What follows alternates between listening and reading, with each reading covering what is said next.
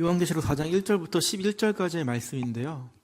조금 긴 것 같아서 1절부터 3절까지 읽고 그 다음에 11절 읽고 가운데 본문은 말씀 중에 같이 보도록 하겠습니다. 제가 읽도록 하겠습니다. 이 일 후에 내가 보니 하늘에 열린 문이 있는데 내가 들은 바 처음에 내게 말하던 나팔 소리 같은 그 음성이 이르되 이리로 올라오라. 이후에 마땅히 일어날 일들을 내가 내게 보이리라 하시더라. 내가 곧 성령에 감동되었더니 보라, 하늘에 보좌를 베풀었고 그 보좌 위에 앉으신 이가 있는데 앉으신 이의 모양이 벽옥과 홍보석 같고 또 무지개가 있어 보좌를 둘렀는데 그 모양이 녹보석 같더라. 11절입니다.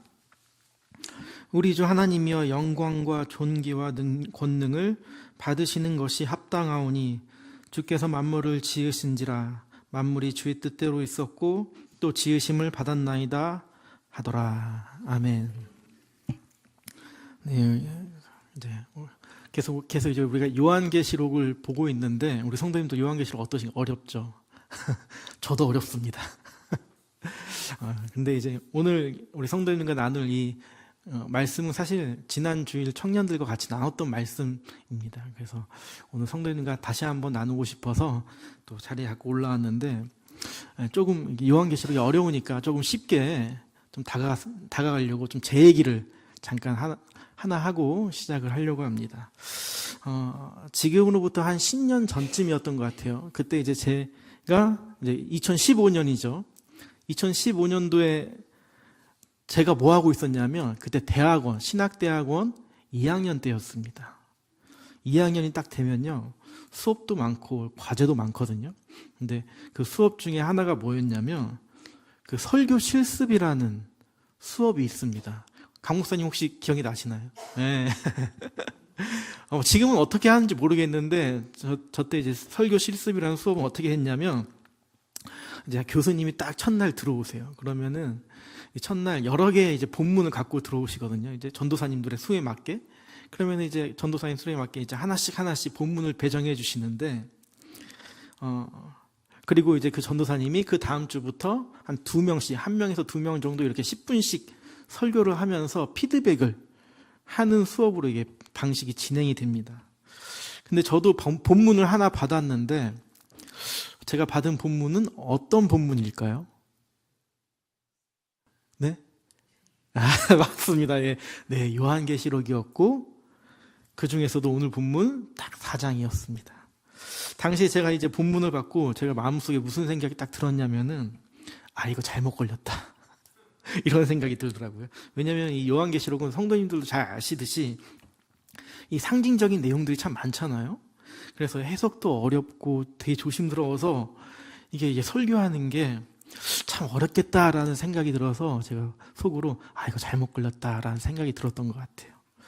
혹시라도 이제 엉뚱하게 해석했다가는 괜히 이제 이단 아닌가라는 소리도 들을 것 같아가지고 굉장히 조심스럽고 또 긴장된 마음으로 그 설교를 준비하고 설교했던 기억이 제가 있습니다.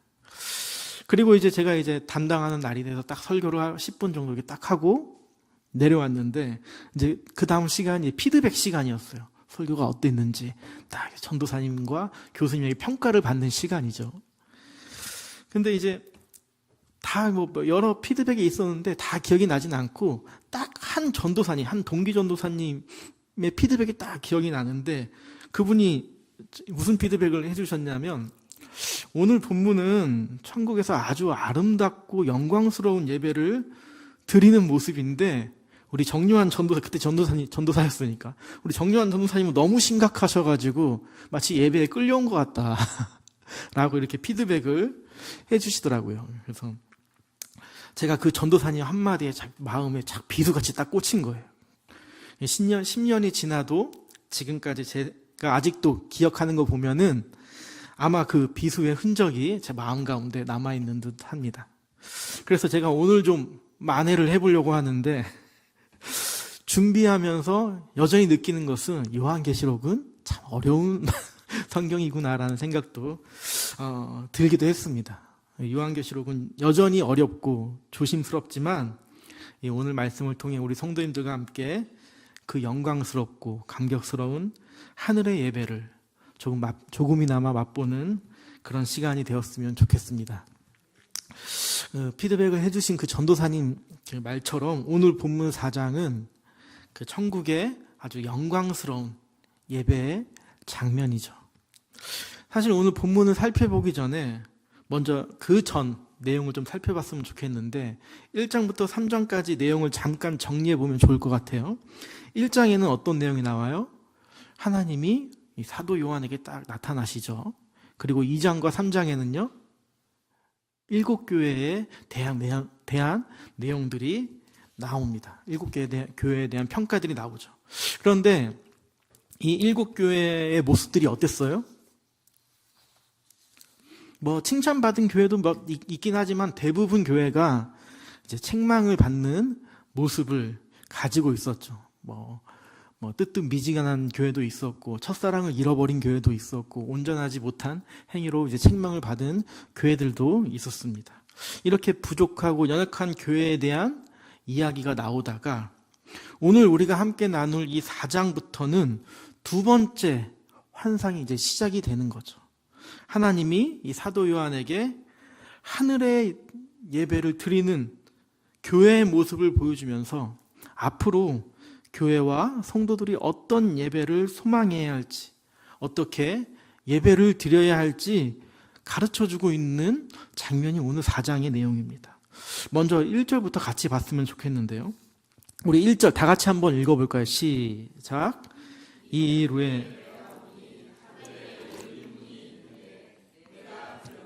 처음에 내게 말하던 나팔 소리 같은 이리로 올라오라. 이후에 마땅히 일어날 일들을 내가 내게 보이리라 하시더라. 아멘. 1절 처음에 보니까 뭐라 얘기해요? 이 일 후에 내가 보니 하늘에 열린 문이 있는데 라고 말을 합니다. 그러니까 요한이 7교회에 대한 하나님의 평가, 하나님의 음성을 듣고 난 뒤에 하늘을 보니까 딱 무엇이 보여요? 열린 문이 보인다는 거예요. 사도 요한이 이 열린 문을 보았을 때 그의 마음이 어땠을까요? 이 사도 요한의 마음을 좀 헤아려 보려면 그 사도 요한의 상황과 좀 배경을, 좀 상태를 어떤지 알아보면 좋을 것 같아요. 지금 사도 요한이 어디에 있어요? 반모섬에 있습니다. 우리 성도님들도 잘 아시겠지만 이 당시에 반모섬은 어떤 곳이었냐면 로마의 유배지였습니다. 로마에 대항하거나 로마법에 위배하면은 끌려가는 곳이 이 반모섬이었어요. 그런데 이 유배지에 요한이 끌려가게 된 겁니다. 왜 끌려갔을까요? 계시록 1장 9절에 보면은 이 요한이 반모섬에 가게 된 이유가 나오는데 제가 읽어드릴게요. 나 요한은 너희 형제요 예수의 환난과 나라와 참음에 동참하는 자라. 하나님의 말씀과 예수를 증언하였으므로 말미암아 반모라 하는 섬에 있었더니. 지금 요한이 반모섬에 왜 끌려갔어요? 하나님의 말씀과 예수를 증거하다가 노년의 반모섬에 끌려가게 된 거예요. 유배되게 된 거예요. 복음을 증거하다가 하나님의 말씀을 증거하다가 노년의 반모섬에 유배되고 그곳에서 고난받고 있는데 하나님이 이 사도 요한에게 나타나셔서 환상을 보여주시는 거예요. 하늘을 보니까 무엇이 보여요? 열린 문이 보인다는 거예요. 이게 요한에게 얼마나 큰 위로였겠습니까? 사방이 다 바다로 막혀 있어요. 갈 곳이 없어요. 반모섬에 갇혀 있어서. 내가 갈 곳이 하나도 없는 거예요. 뚫려 있는 곳이 하나도 없어요. 그런데 하늘을 보니까 어때요? 자신을 향해 열린 문이 다 활짝 열려 있는 거예요. 이게 사도 요한의 엄청난 위로였을 겁니다. 우리 성도님들, 우리가 삶을 살아갈 때 때로는 어때요? 때로는 막막할 때 있잖아요. 여기 봐도 안 되는 것 같고 저기 봐도 안 되는 것 같고 이리 해봐도 저리 해봐도 안 되는 일들을 경험할 때가 있잖아요. 가끔씩.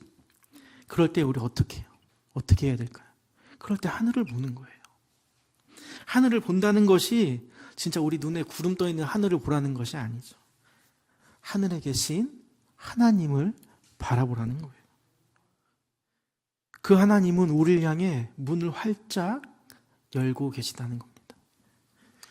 사도 요한이 자신의 삶이 사방이 다 막혀 있어서 어디 갈 곳이 없는데 눈을 들어보니까 하늘만 자신을 향해 열려 있었고 그 열린 문을 보면서 이 사도 요한은 엄청 위로를 받았을 겁니다. 우리 사랑하는 성도님들, 우리의 인생이 막혀 있는 것 같고 또 해결되는 것 같지 않을 때 우리 성도님들 하늘에 계신 하나님을 바라보시기를 바라요. 주님은 우리를 향해 문을 활짝 열어놓고 계시다는 겁니다. 그런데 그 열린 문으로 한 음성이 들립니다. 나팔 소리처럼 들리는데 뭐라고 해요? 이리로 올라오라. 이리로 올라오라. 하나님이 요한을 열린 문으로 들어오게 하셨어요. 왜 올라오게 하셨냐면 이후에 마땅히 일어날 일들을 내가 내게 보이게 하겠다라고 하기 때문에 하나님이 이리로 올라오라고 하셨어요. 그런데 저는 여기서 궁금한 게 하나가 생겼어요. 그냥 그 일들을 그냥 땅에서도 보여주시면 될 것 같은데 굳이 이 하늘로 올라오게 하신 이유가 뭘까? 하늘로 올라오게 하셔서 굳이 거기서 보게 하신 이유가 뭘까라는 생각을 좀 해봤습니다. 그 이유는 하나님의 시선으로 이 세상을 바라보라는 거예요. 앞으로 세상에 일어날 일들, 지금 세상에 일어난 일들을 하나님의 시선으로 이제 봐야 된다. 왜요? 하나님의 시선으로 보면은 지금 세상에 벌어지는 일들이, 앞으로 세상에 벌어질 일들이 아무리 혼란스럽고 두렵고 어려워도 그 모든 것 위에 하나님의 계획이 있다는 것을 보게 되기 때문이라는 거예요. 그래서 하나님은 요한에게 말씀을 하시는 겁니다. 이리로 올라와라. 이리로 와서 앞으로 일어날 일들을 너가 이제 봐라. 그런데 하나님께서 앞으로 일어날 일들을 보여주시기 전에 요한에게 먼저 보여주신 것이 있어요. 그것이 뭐냐면 2절입니다. 2절 우리 다 같이 한번 읽어보겠습니다. 시작.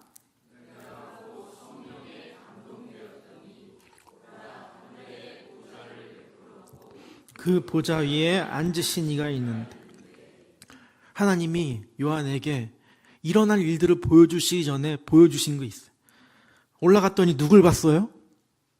보좌에 앉으신 하나님을 배웠습니다. 사도 요한이 놀랬겠죠. 왜 놀랬겠어요? 보좌에 하나님이 앉아 있어요. 당시 세상 보좌에 누가 앉아 있었어요? 로마 황제가 앉아 있어요. 로마 황제가 세상 보좌에 딱 앉아가지고 사람들에게 자신을 신이라고 여기라고 하면서 경배하라고 합니다. 그런데 하늘에 올라가서 보니까 진정한 보좌가 있는 거예요. 하늘의 보좌가 있는 거예요. 그곳에 하나님이 앉아 있습니다. 이게 무슨 말이에요? 로마 황제가 세상을 다스리는 것 같이 보이지만 사실은 저 하늘의 보좌에 앉으신 하나님이 온 세상과 온 땅과 온 하늘과 온 우주를 다스리고 있다는 거예요. 우리가 기억해야 할 것은 이거예요. 세상의 모든 것들은 하나님의 다스림 안에 있다는 것을, 하나님의 통찰에 있다는 것을 우리는 기억해야 하는 거예요. 세상을 다스리고 이끄시는 분은 세상에 어느 한 사람이 아니에요. 어느 것이 아니에요. 돈이 아니에요. 저 하늘 보좌에 앉으신 하나님이시라는 것을 우리 모든 성도님들 기억하시기를 주님의 이름으로 축복합니다. 그런데요, 그 보좌에 앉으신 하나님의 모습이 어떠냐면 3절에 보니까 이래요. 앉으신 이의 모양이 벽옥과 홍보석 같고 또 무지개가 있어 보좌를 둘렀는데 그 모양이 녹보석 같더라. 제가 주석을 좀 찾아보니까 보석마다 의미가 있긴 한데 사실 보석의 의미를 찾기보다는 이 말씀은 무엇을 의미하냐면 하나님의 모습을 가리키는 거죠. 너무나도 빛나고 아름다운 보석처럼 하나님이 보였다는 거예요. 그 영광스러운 하나님의 모습을 지금 사도 요한이 목도하고 있는 겁니다. 사방이 막혀있는 반모섬에 있다가 하늘로 올라가서 너무나도 아름다운 하나님, 너무나도 영광스러운 하나님, 너무나도 빛나는 하나님을 사도 요한이 보니까 얼마나 놀랬겠어요. 그런데 이렇게 빛나고 아름다운 하나님을 예배하는 자들이 있었다는 거예요. 4절 보세요. 4절 제가 읽겠습니다. 또 보좌에 들려 24 보좌들이 있고 그 보좌들 위에 누가 있어요? 24 장로들이 흰 옷을 입고 머리에 금관을 쓰고 앉았더라. 자, 그 보좌 위에 누가 앉아 있다고요? 흰 옷을 입고 금관을 쓴 장로들이 앉아 있어요. 지금 흰 옷을 입고 금관을 쓴 장로들이 하나님을 향해 예배하고 있는 모습인 거죠. 그리고 5절에 보니까 그 보좌들로부터 번개와 음성과 우레소리가 나고 보좌 앞에는 켜진 등불 7이 있으니 이는 하나님의 7영이라. 자, 보좌 앞에 24 장로들과 함께 켜진 등불 7이 있어요. 등불 7이 무엇을 가리켜요? 2장과 3장에 등장하는 교회들, 7교회들을 가리키는 거죠. 흰 옷을 입고 금관을 쓴 장로들과 함께 7등불인 7교회가 하나님께 예배하고 있는 거예요. 그리고 6절에 보니까 보좌 앞에는 수정과 같은 유리바다가 있고 보좌 가운데와 보좌 주위에 무엇이 있어요? 네 생물이 있는데 그 첫째 생물은 사자 같고 그 둘째 생물은 송아지 같고 그 셋째 생물은 얼굴이 사람 같고 그 넷째 생물은 날아가는 독수리 같은데. 자, 하나님을 예배하는 앞에 보좌 앞에 24 장로들이 있고 그 뒤에 등불 7인 7교회가 있고 그리고 네 생물이 있습니다. 사자, 송아지, 사람, 독수리는 이 네 생물은 제가 주석을 찾아보니까 살펴보면서 각각의 생물들이 상징하는 의미가 다양한 해석이 있지만 공통적으로 말하는 것은 네 생물은 모두 피조물들을 대표한다고 합니다. 그러니까 대표한다는 건 뭐예요? 가장 뛰어난 존재들이라는 거예요. 그런데 그렇게 뛰어난 존재들이 8절 후반에 보면 어떻게 하고 있냐면 그들이 밤낮 쉬지 않고 이르기를 거룩하다, 거룩하다, 거룩하다 하나님을 찬양하며 예배하고 있는 모습이에요. 가장 뛰어난 피조물들이 자신의 뛰어남을 자랑하지 않고 자신의 재능을 자랑하지 않고 오히려 그 모든 것을 내려놓고 하나님 앞에 엎드려서 지금 경배하고 있는 모습인 겁니다. 이것이 진정한 피조물의 예배인 거죠. 모든 피조물이 하나님의 그 거룩하심 앞에 자신의 모든 것을 내려놓고 낮추고 있는 모습입니다. 그리고 10절에 보니까 앞서 본 24 장로들이 보좌 앞에 엎드려 자신의 관을 하나님께 드리고 있는 장면이에요. 관을 하나님께 드린다는 것은 무엇을 의미할까? 관은 그 장로들의 가장 자랑할 만한 거예요. 가장 영광스러운 거예요. 그런데 그거를 하나님 앞에 내려놓는데요. 하나님의 보좌 앞에 내려놓는데요. 자신의 모든 것들을 하나님 앞에 내려놓고 이 모든 것들이 내 것이 아니라 하나님의 것입니다. 이 모든 것이 하나님으로부터 왔습니다. 하나님을 저는 이걸 내려놓고 하나님만 높이겠습니다. 라는 것이 이것이 참된 예배자의 모습이라는 거예요. 그리고 11절 그들이 이렇게 고백을 합니다. 우리 함께 읽어볼까요? 11절 시작.